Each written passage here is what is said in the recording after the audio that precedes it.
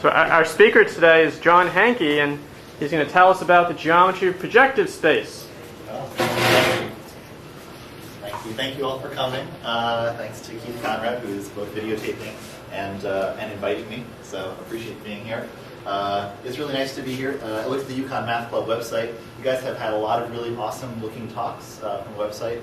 So you should know that not all math clubs work that way. So you guys are very lucky that someone organizing such a great list of speakers.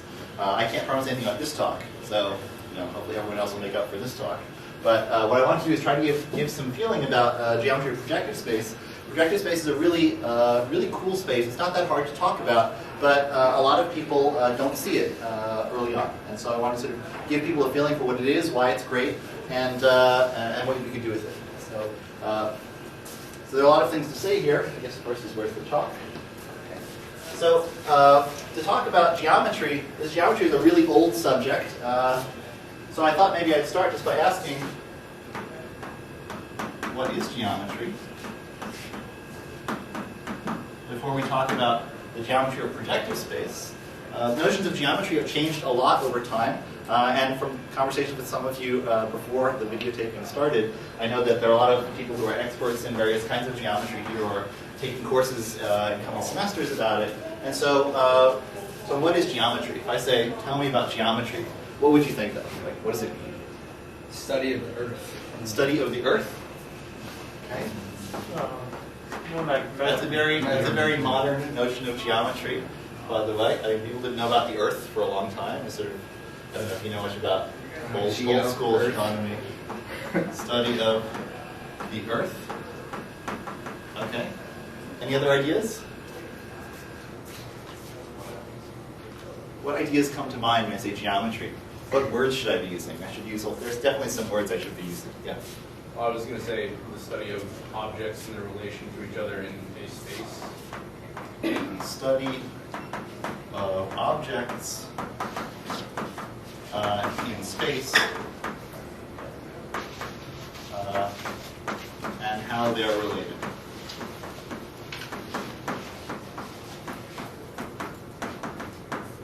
Okay. What would it mean for two objects to be related in space? What are the things you'd say they're related? To what's in space? What should I be thinking about when I think about objects in space? Shapes. Shapes, right? Maybe think about this as shapes. And how do I want shapes to be related? What do I care about? Congruencies. Congruencies? I don't know. What does that mean? Like similarities. Similarities, another great word. What does that mean? I'm looking for a picture. Anything I can draw, something I can see. Their dimensions. Okay. So you can ask things about their dimensions. What's a picture of something in space that I want to study? The simplest example of something in geometry. Like a triangle. Triangle. Okay, so shapes maybe you can think of as triangles. Triangles are pretty simple, but I think even simpler things than triangles. Points, right? Points. It's hard to get simpler than a point. That's a little bit more complicated than a point. It's still pretty simple. A line. And there are other shapes people study. You can imagine some old guy sitting around maybe 2,000 years ago drawing shapes in sand and trying to understand things about them. Usually when people ask how things are related, they ask how they intersect. Okay, so I'll just put down intersections. Things like that. Also, it's hard to leave out circles. As a classical notion, circles are sort of this beautifully perfect thing, very symmetric. It's hard to resist the allure of a circle if you're a geometer. And these are the kinds of things that people classically think of as geometry. The original reference, I'm not sure if it's really the original reference, but it's definitely the standard classical reference is Euclid, which in case people haven't looked at Euclid, I brought here. There's a lot of propositions of geometry, things about lines and similarities and shapes and circles and crossings and things like that. So if we wanted to look for theorems in geometry, what does geometry really mean? This is the original Bible of geometry. That's where it all began. We won't be doing any of that, but it's good to know where to look. So it starts with Euclid.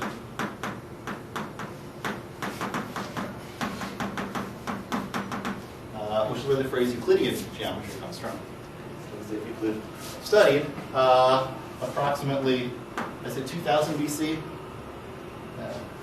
Maybe I'll be wrong, but give some feeling for it. So that's what we should think of as geometry, is the study of shapes in space and how they're related. And by shapes we should think of as, for example, points, lines, circles, triangles.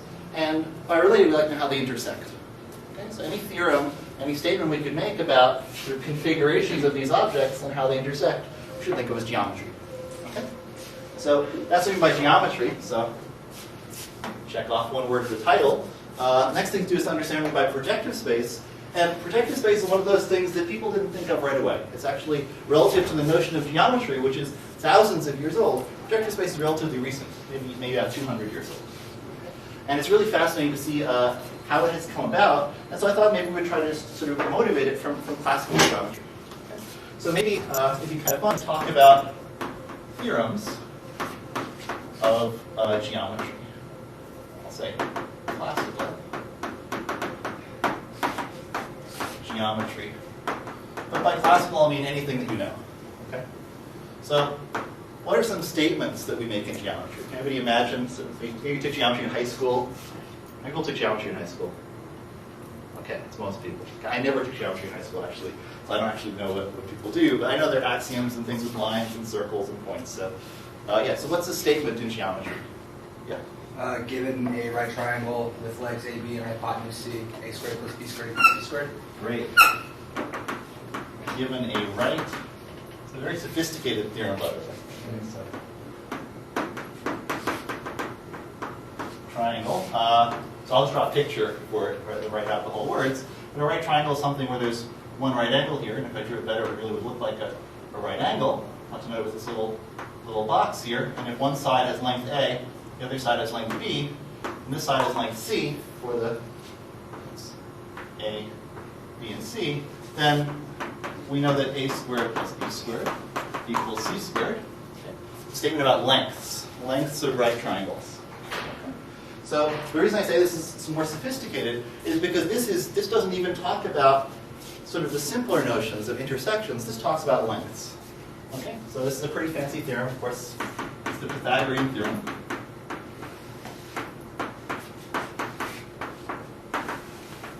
And if you haven't seen a proof of it, I definitely recommend you look at the proof. It's really an amazing, it's just one picture proof. Maybe I can't resist. I'll draw it on the board here. Something like that. And that's the proof. I think the proof, I have to do a little bit more. I have to say A, B, C, and then I'm done. So this is the proof. If you work out, it's a picture proof. Okay, so that's definitely a theorem in geometry. But what are any simpler theorems in geometry? Yeah, really simple. Like, given 2 points, you can draw a unique line through those 2 points. Okay. That's a great statement. Given any 2 points, okay, there is a unique line connecting them.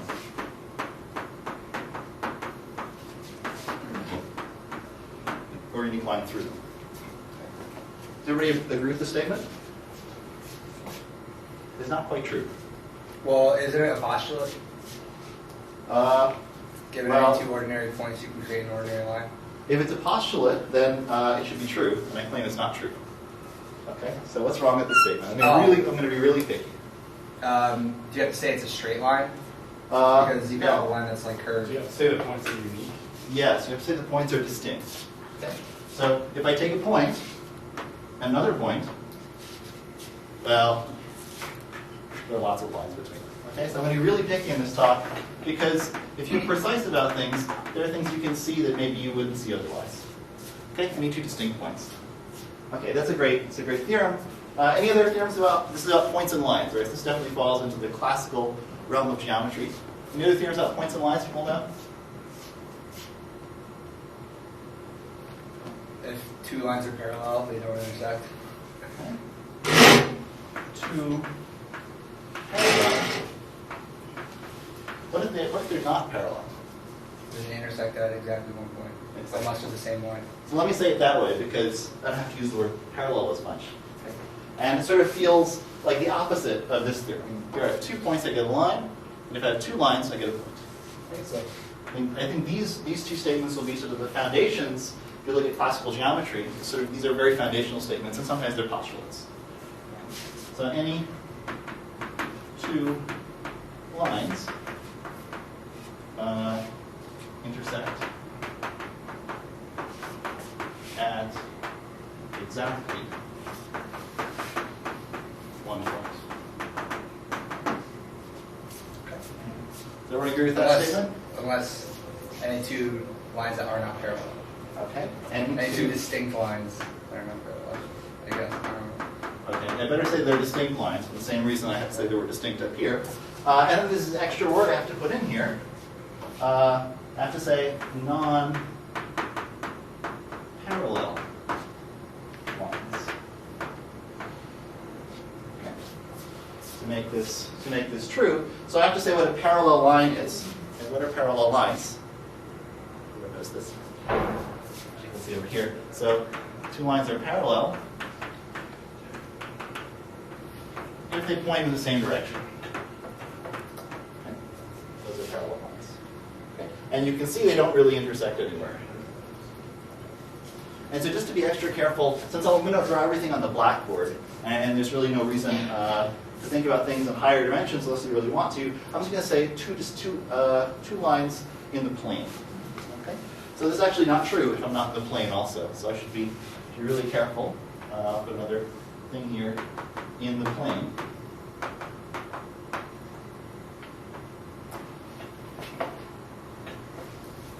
Intersect at exactly 1 point. Okay? So in 3 space, I got this line and this line. And there's just too much space. They're not supposed to intersect. So these are some theorems in classical geometry. And what I want to do is just to sort of focus on one of them for the whole talk. Okay? This is the level I want to be at. This is, again, far too fancy for me. If you want to study this kind of geometry, it's very important. This has to have a notion of distance. That's what you're invoking here.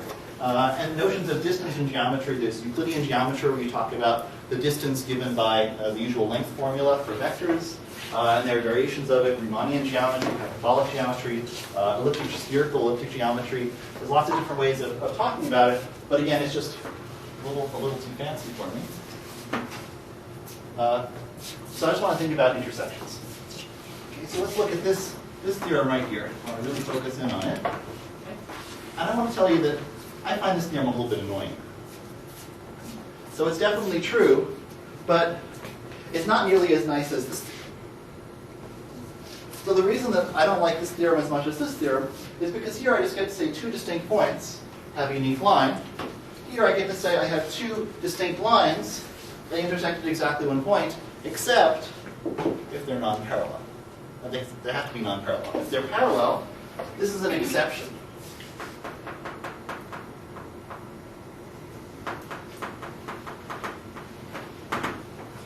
So you can't avoid thinking about parallel lines if you want to think about how lines intersect. So what I want to do is to try to somehow understand why it is that the parallel lines are so special and the other lines, they get a point on the intersections. Kind of a silly thing. You could always take your favorite theorem, you can say, well, I don't like this hypothesis here, I don't like that condition here, it's kind of annoying, and try to sort of work your universe of mathematics around it to fix it. People do this all the time, and it often leads to really interesting things. So for instance, the fact that -1 doesn't have a square root, kind of annoying, right? And then you get the complex numbers. Or the rational numbers are not complete. Also kind of annoying, especially to the old world mathematicians who thought everything was rational. Okay? Square root 2 really bothered them. Okay? And they had to deal with it somehow. And so, so why is it? So I'm going to ask an esoteric question. It's not really a precise mathematical question, but it should motivate the feeling of what I want to talk about. Why do we need the lines to be non-parallel?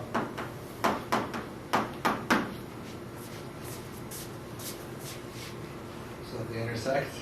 So that they intersect, right? And so, but it's kind of weird. Like, why is it that the parallel lines are so special? Okay. So, you can always ask the question lots of different ways until you get there to figure out the question that you can try to answer. Okay, so why are they non-parallel?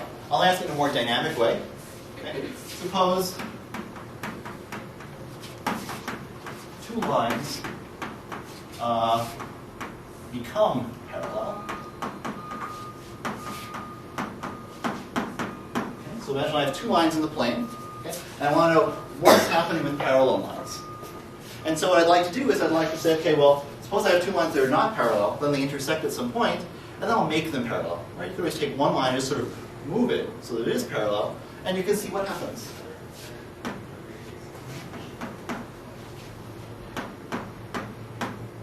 Then where does the intersection point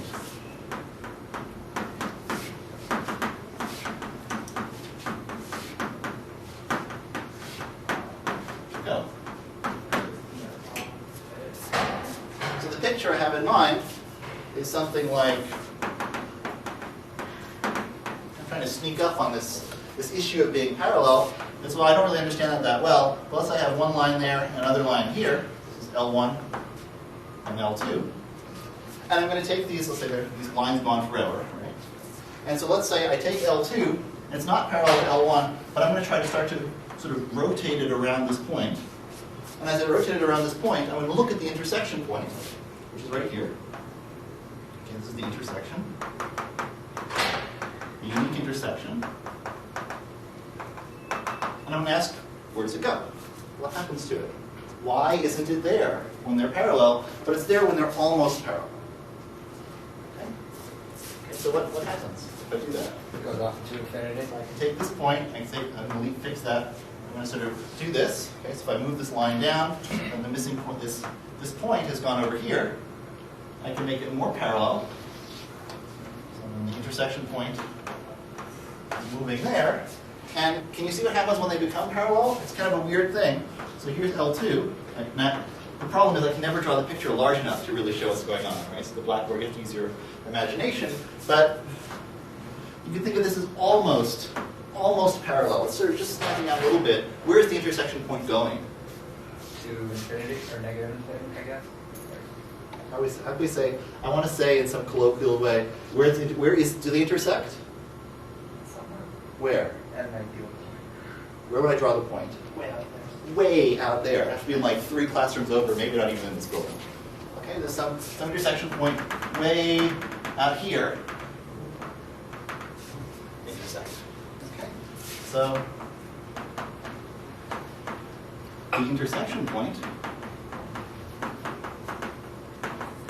is, and I'll say, everything I'm going to say is going to be imprecise because I'm trying to describe a picture. I don't have a language yet. Okay? But I'll say something suggestive. It's going to infinity. So it's going to keep going, and the more I tweak it so they're parallel, the further out it's going to go. Eventually it's going to be so far away we can't see it, and it disappears. Okay? And so you can sort of see a reason that we have to have these non-parallel condition, because if they're parallel, we have an intersection point that has just run away from us. We can't get it back. It's off at infinity. So this is kind of the idea of projective space, is that we'd like to somehow remove this hypothesis and then get a better theorem, right? Because then any two lines should intersect at exactly one point. The problem is we know that two parallel lines don't intersect, and so there is no point where they will intersect. Should we be worried about this as mathematicians? No. I mean, -1 doesn't have a square root either. Could we solve that problem? Does it have like an imaginary intersection? Yeah, you can think of it as imaginary intersection. I just make up an intersection point, so just say it's there, right? Okay, so we can just add a point. So let's just add this missing. This is the solution to our problem. The problem is we have non-parallel lines are needed to intersect. So let's just, my handwriting is awful, it's going to look really bad in video. Let's just add this missing point at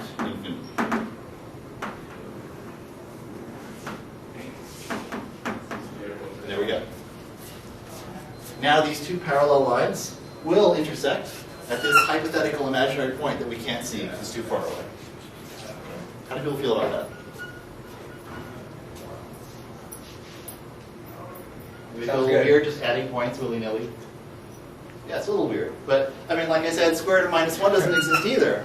And if you add it, then the trick isn't that you can add points or make up concepts of things that don't exist. We do this all the time. The point is, if you do that, will it make sense? Does it form a consistent, coherent mathematical framework? Will it introduce contradictions? Will it contradict other theorems? Can you do it in a consistent way? Okay? So we shouldn't worry too much about just doing things. We should worry about doing things consistent. So here are two lines. I've now added a missing intersection point over there. But they're not the only two lines I could take. So for instance, I could have taken this line here and this line here, which is not the same as those two lines. And I can ask, where do those points, where do those lines intersect? Okay. So if I'd like these two lines to intersect, they're parallel, then I should add a point where they intersect also. And I have to think about really carefully about how to do this. Should it be the same point as this point?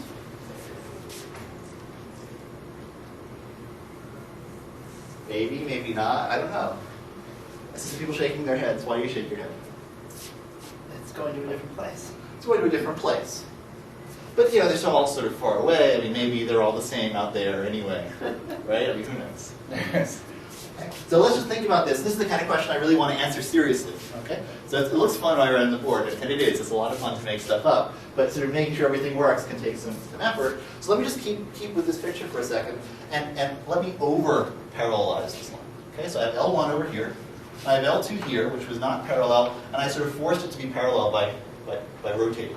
Okay? If I kept rotating it, what would happen? If I made it past parallel? It would intersect on the I other kept going a little bit more. There'd be another intersection point, right? Where would it be? on the right. It would be way over here. Like way over here, right? It'd be like out through the window somewhere. I can't draw. Over here. That's our intersection point. And if I kept rotating it, that intersection point would move back, move back, move back, and eventually come back to here as I rotate this line L2 around. Okay. And so there's really no reason I should have rotated it this way. I could have made it parallel by rotating it this way instead, in which case my point at infinity, where would that be? It would be the same. It would be that same added point. It'd be the same point, but it would look like it's way over there. Right? And so if you sort of take this deforming picture seriously, then the point that I add like way over here at infinity should be the same as the point that I add way over here at infinity. So this and this should be the same. Okay?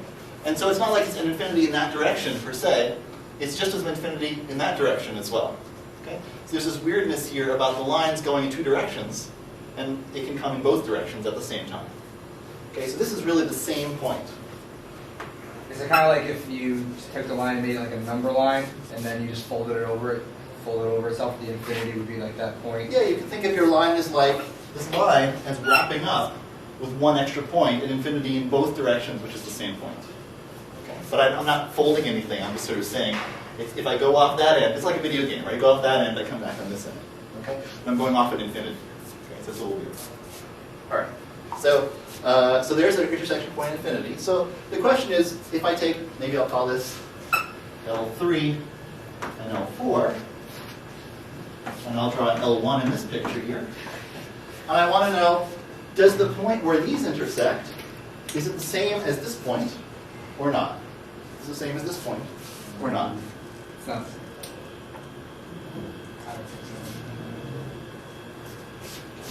So these are going to intersect at some point. We've decided we're going to force this to be true. So we have to add a point at infinity over here. I call this, I don't know how I want to call anything. There's another point at infinity. I should call this infinity 1. I should call this infinity and infinity prime. It's really bad notation, but I don't really have a better, I just want to do that ad hoc. So is this infinity point the same as this infinity point? So is, let me ask a precise question, is infinity equal to infinity prime? Are L4, L3, L1, and L2 parallel already? So L1 and L2 are parallel, Are they parallel and to each other? L3 and L4 are parallel to each other. But L3 and L1 are not parallel. So then they have to intersect somewhere else. Right? Which ones? L3 would have to intersect L1 somewhere else, right? L3 and L1 intersect right here. Yep. Exactly. So then how could they intersect in there? Oh. Okay. So if you use your notion of geometry here, any two lines intersect at exactly one point. That's what we want to be true. And if these two lines already intersect here, then they couldn't possibly intersect here. So there's this point infinity over here, and this point infinity prime over here, and that's on L1, and that's on L3. And so since they already intersect here, these must not be. Are all infinity points on the same line? Are all infinity Like, points yeah. on the same line? I'm not sure. I mean, this point is not on this line, and this point is not on L3 or L4. Yeah, but the points connecting the infinity point, like the line connecting these. L3 and L4 both have this point in common, Yeah. infinity prime. Okay. So if you created L5, L6, and you had that infinity line, would infinity 1, infinity prime, and infinity double prime for L5, L6 all be on the same line? Would infinity prime, and infinity, what line are you talking about? So is this the ideal line? Like that's the reference I'm trying to make. Oh, yeah, if you studied projective geometry before, then you can make a line through these things. Okay. You could think of it as an ideal line. We'll get to that in just a minute. Okay? Okay. So, but the point is really good. There's no reason I should take L3 and L4 to be something special. There are lots of other lines going in all sorts of different directions. And any two lines in different directions will intersect somewhere. And so they can't intersect somewhere else at infinity. Okay?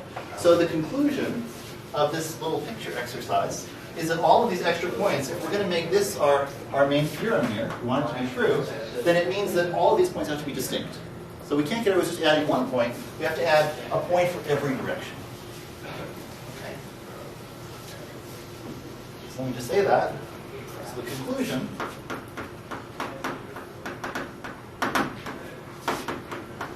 if we start adding points at infinity, so parallel lines intersect,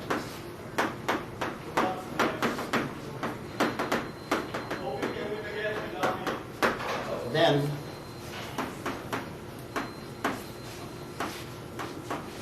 we need to add a different point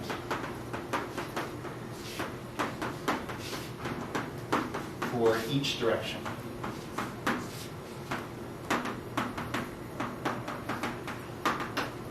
And by direction, I mean line direction. So going that way and going that way are the same thing. Okay? Okay.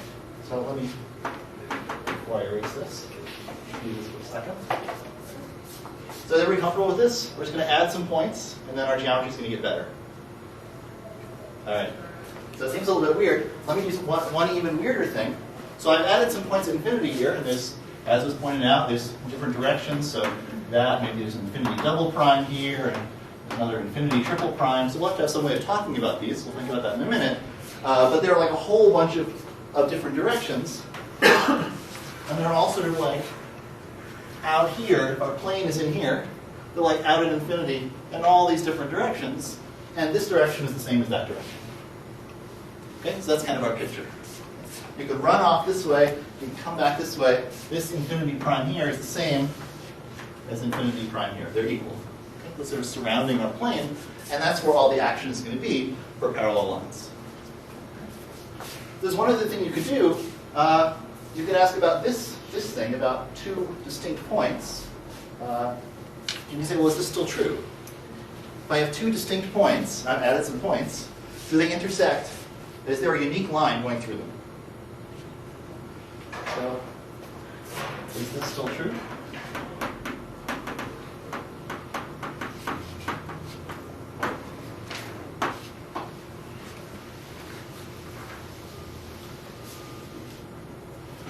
try to see. So if we take 2 points in the plane, where we're used to, there's a unique line going through. No problem. Okay, that's what we're used to.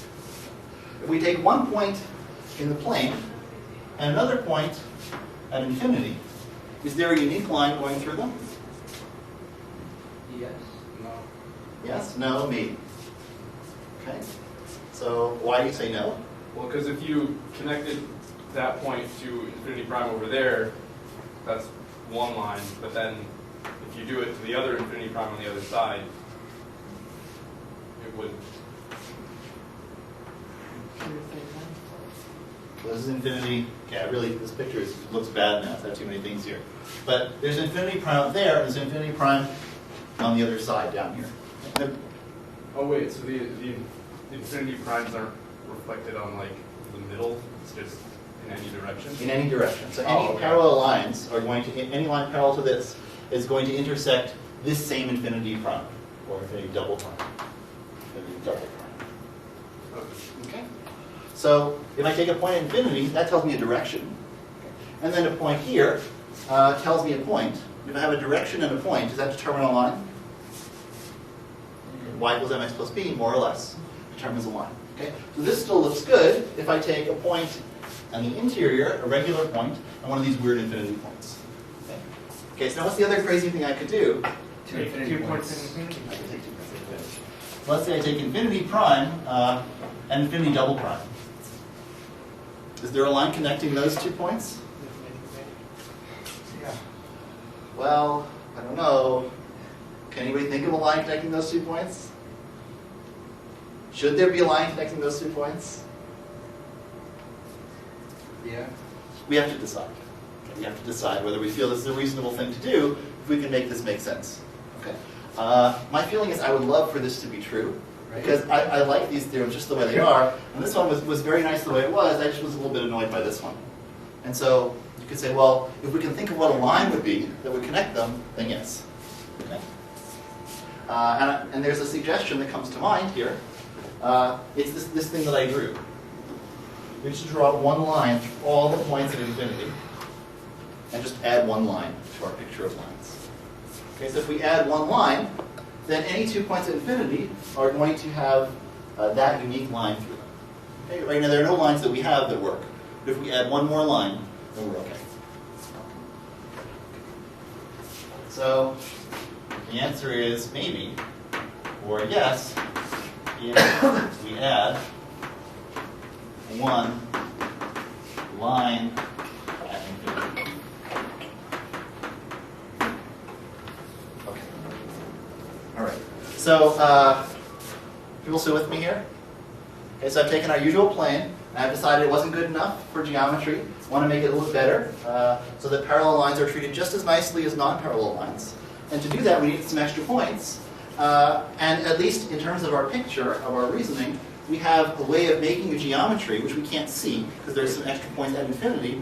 But if we decide to add those ideal points and one ideal line through them, then we can make this statement true without the word non-parallel. Okay? And then all lines are equal. Okay? All lines have the same moral status in terms of when they intersect. Okay? Then any 2 lines that are distinct will intersect at a unique point. Okay. So this notion, this idea, is called projective space, or the projective plane. And it turns out that if you simplify your life by adding these points at infinity, which may not seem simpler, it makes your statement simpler, then a lot of things become simpler in terms of your theorems and other things. Okay? So this generalized geometry, so add points at infinity or directions,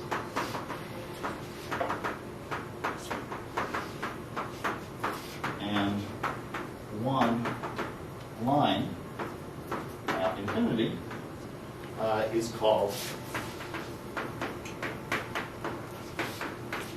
projective plane.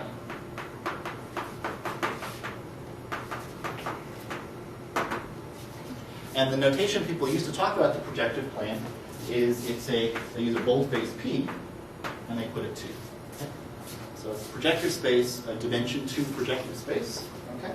And it contains, properly, the regular Euclidean plane, which we denote as A2. Okay, so this is the projective plane, and this is the Euclidean plane. You might say, well, why do you use the letter A? It's for the word affine, sometimes called affine space or the affine plane. And I was asking Keith before where that comes from, and we don't really know. So I bet you look online. You can find out where the phrase affine comes from. But if you start to read about these things, that's the way that they're talked about. Okay, so this is just a little bit bigger than that, and has some nice properties.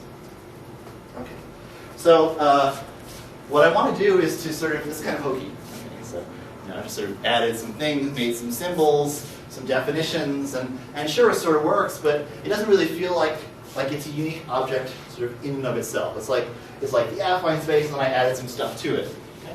It'd be really nice to sort of have a way of talking about projective space, particularly in terms of the way we talk about geometry.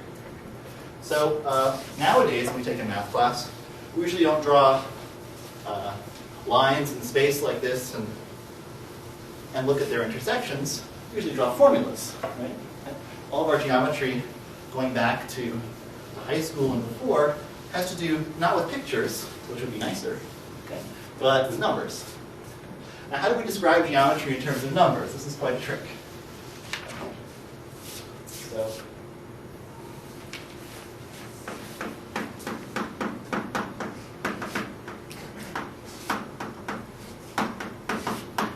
this is also a relatively recent invention, but not as recent as projective space. This may be the 1600s.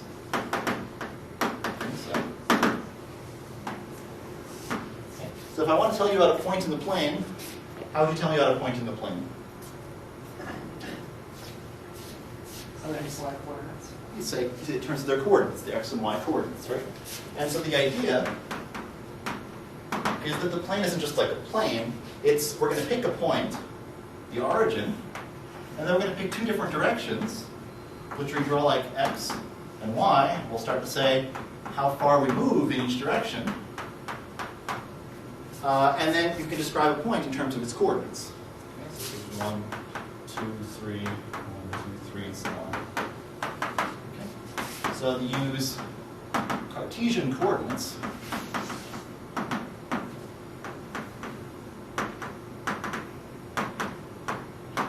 X, y, to describe points.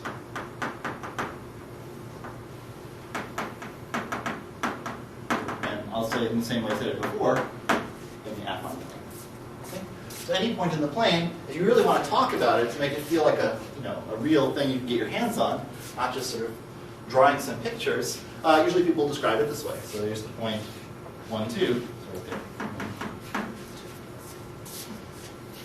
And so you might say, well, this projective space is very nice, but nowadays we're modern mathematicians, we don't just draw pictures anymore, we draw coordinates on things. So we tell you functions in terms of coordinates and graphs, and this is a little hokey.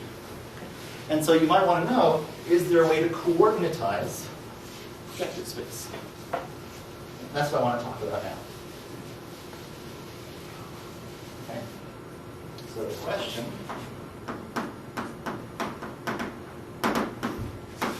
is, how can we coordinatize projective space?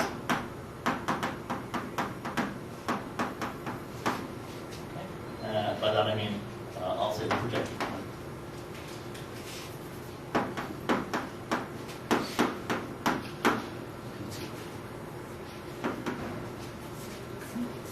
So it'd be great if we could do it. The problem is, where are the other points? So we've got a lot of the points here. Most of the points are in A2. Those are the points we understand, right? But then there's this other points. They're sort of, what are they? They're sort of like, they're out here, well beyond anybody's ability to say how far out they are. Okay? So what we need to do, to do this,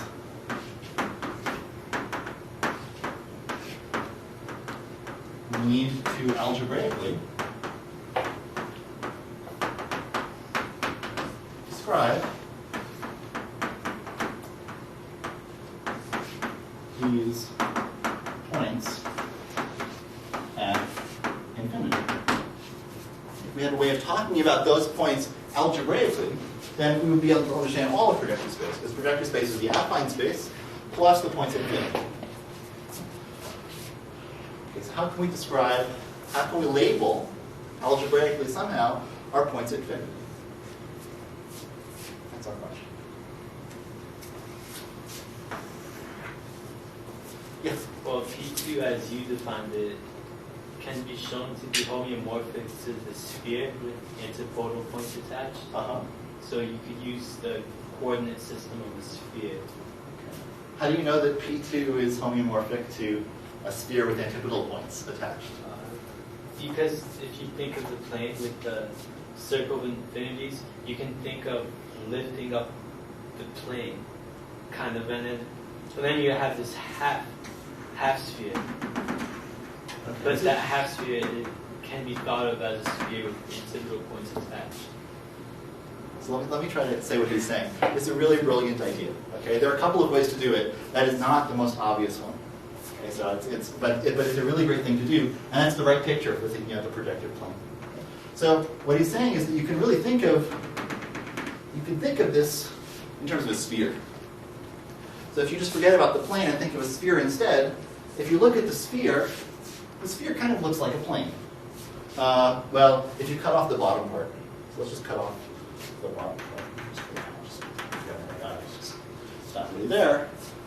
If I take the top part of the sphere, so it's like a melon, you cut the melon in half, and you strip off the boundary. Okay? Then this top part, so the top part, is in bijection with, and you can think of it topologically as well, sort of like nearby things are nearby. It sort of looks like the plane, R2. And that's the plane, right? And so you can think of that as the plane. And then the points at infinity, well, they're the points that we just chopped off here. You can think of this as being the points at infinity around this plane, right? So if you make this look like R2 by sort of stretching R2 so the edge of infinity goes to like where that boundary is, there's a way to do this. You can think about it in terms actually, if you put the plane right on top, and you can project down to the origin. And that gives you a map, a way of retracting the plane onto the top of the sphere. Okay, this is really our R2. It's a really nice picture. People see what this picture is doing? Really clever. Okay? And if you do that, well then, you can think of this R2, which was flat here, as this curvy thing, but now the points at infinity, they're not so far away. Right? They're right there on the equator. And the thing is that this is not really the points at infinity, because the point, if you go off all the way in this direction, is the same as the point if you go off all the way in this direction. So what does the line look like on this? On that? So you could take this line, you could retract it to like I can't draw this very well, to like a line. We're going to mess up. It's like saying like each antipodal You could point retract is it the to it same. looks like a slice of the circle. If you take the sphere, you just like take your favorite way of slicing through the origin. That line cut out by the slice will be what this line retracts to.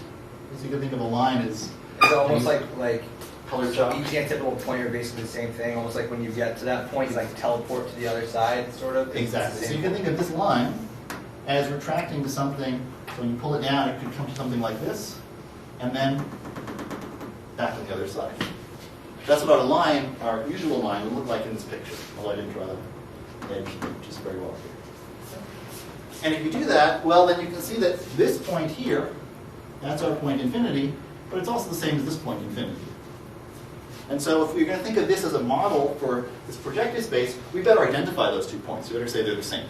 Okay? Just by saying they're the same. Okay? And if you do that, you could actually say, well, what's special about the equator? Why not just do it for the whole sphere? If you take the whole sphere and you decide, well, every point is identified with its opposite point of the sphere, then you could keep drawing this line, and it would do that. And that's a really pretty picture. And so you can think of projective space as the sphere, this S2. So in this picture, so here, you can say it down here. So here, we get that S2, that the projective space looks like the sphere, is it the 2 sphere or the 3 sphere? 2. 2 sphere. Okay. Modulo antipodal and antipodal equivalence. Okay, so 2 points are identified if they're opposite. Okay. And that's a picture for the projective plane, okay, the real projective plane. That's great. How did you think of that? From my topology class.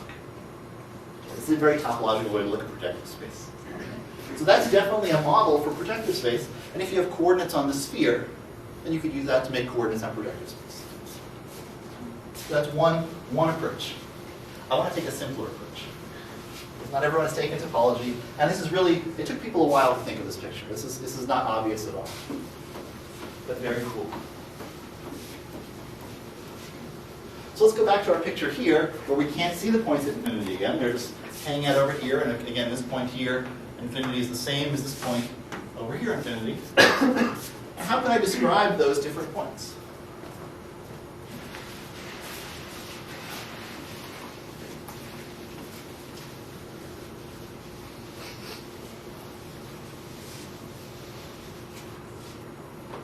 Any ideas? So one hint is that to understand a point, and where did they come from? These points, they came from parallel lines, right? Any line we decided was going to go off forever and then hit one of these points. Okay? And every different direction that we went, every different direction of lines, gave us a different point at infinity. Right? That's what we talked about over here that I just erased. And so if I want to talk about how to talk about the points at infinity, I should really talk about the directions of lines. So one way of describing points at infinity is using the directions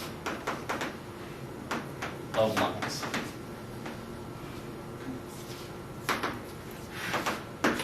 In the plane. So here we're in the plane. And how do we talk about the direction of a line in the plane?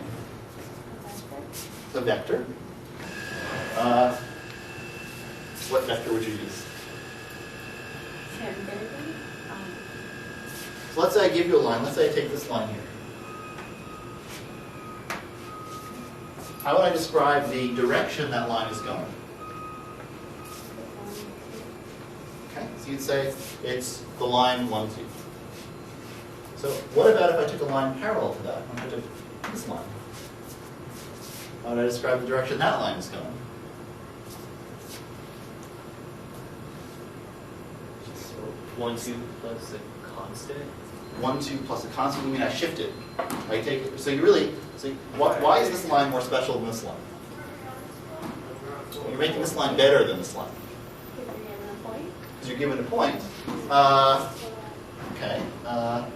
What if I give you a different point? What if I give you the point up here? 2, 4. Because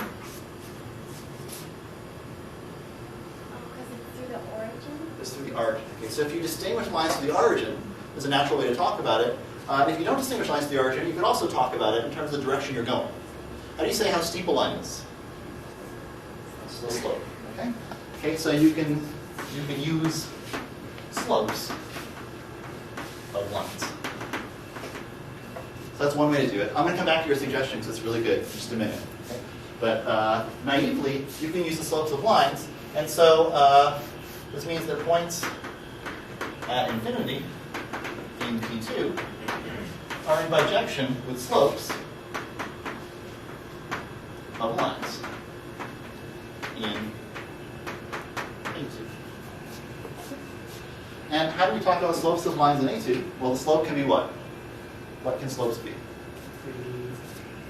Positive, negative, 0, or So this is the slope m. It can be any real number. If I take any line here, slope 0, slope 1, slope 2, slope 5, slope 10, slope a million. Things start to get pretty bad around here. What about a vertical line? Undefined. What happens if I go past the vertical line? Negative. It's really interesting. The slopes of lines, this looks like all real numbers, together with one weird point. And it looks like the slope is going infinity. And so if you talk about slopes of lines in the plane, then it looks like it's a regular Euclidean space together with a plane infinity. So this idea of taking the real numbers, just the line, and adding one point infinity, this is called a projective line. Just going to make a comment here. Because we've added one point infinity, and now our line connects up. So that's one way to do it, is you can think about labeling it in terms of the slopes. And here, this gives us a cool fact. I'll just say a cool fact. Is that the projective plane looks like the affine plane together with a projective line. This is what our lines look like in the plane. So I'll leave that as something for us to talk about later. How much time I have? I'm over by 5 minutes. So I could stop here. Let me just write down what you're saying, because it's a really good thing to say, and then I'll stop. Okay. So the more traditional way to coordinatize these things is to talk about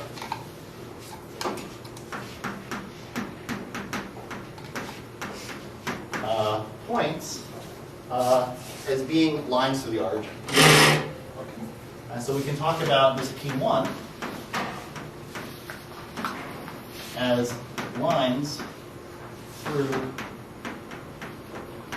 the origin in the plane. But then if I take 2 points that are on the same line through the origin, like 1, 2, and 2, 4, they're really the same line. Okay? So up to scaling. Up to non-zero scaling.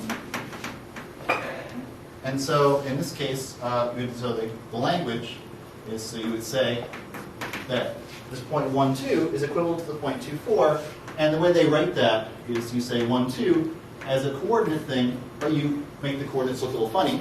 You write these brackets and a colon, and you would say this is equal to the point 2.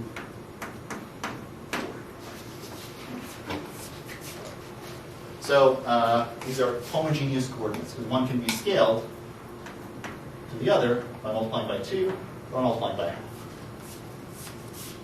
And in general, if you want to talk about projective space, for P2, you could think about it as lines to the origin in A3. So take triples of coordinates up to scaling. And that's the way to do it in general. Okay, so in general, Pn is lines through the origin in A n plus 1. So that's the way of coordinatizing projective space. And we can talk about it later. I'm out of time, so I don't really want to go into exactly how to do it right now. But I do want to explain this great picture, which I printed out. So this picture is a picture of projective three-dimensional space. It's a picture of projective three-dimensional space. You might say, well, that's kind of a weird picture, because here it is. I can see it. It doesn't look very big. Okay? And it's projective three-dimensional space. It better have affine three-dimensional space inside of it, just like here. Projective space has affine space, and then some stuff at infinity. But there's a trick here, and the trick is that instead of taking coordinates in the real numbers, which we did here, I'm taking the coordinates in a different number system. Okay? So this picture, let's put this on the, I don't know exactly where I'll put it. Let me just say it here. So the picture is a picture of projective three-dimensional space, but I'm taking the coordinates to be either 0 or 1. So this F2 is called the field with 2 elements. And the elements are just 0 or 1. You've taken some number theory. You can go to Z mod 2Z if you want. The integers mod 2, things being even or odd. And the important thing whenever you do construct projective space Because you can do non-zero scaling, you have to be able to multiply and divide. Okay?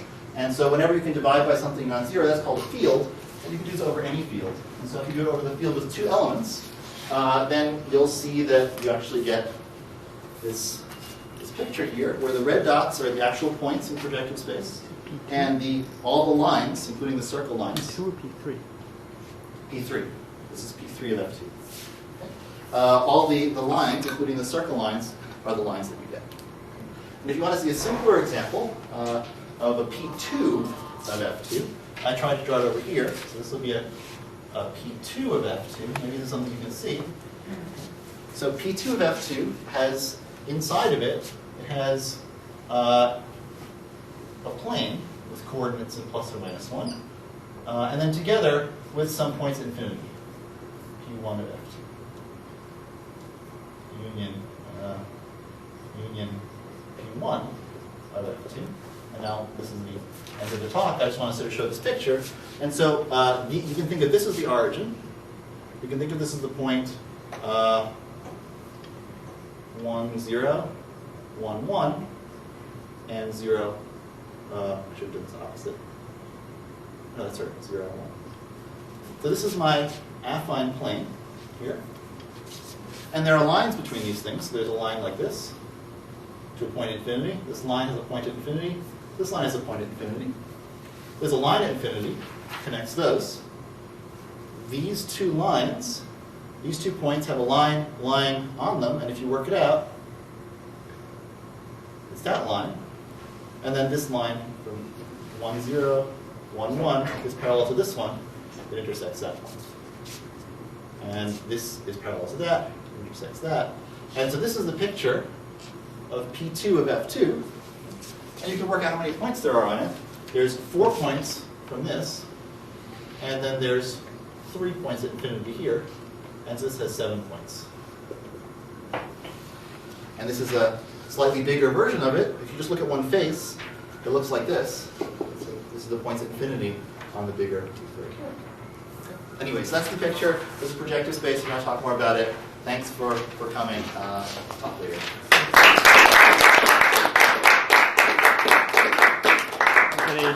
Any questions? Any questions? Sorry I ran a few minutes over. It's fine. Yeah. No, I'm saying it's fine. Any questions?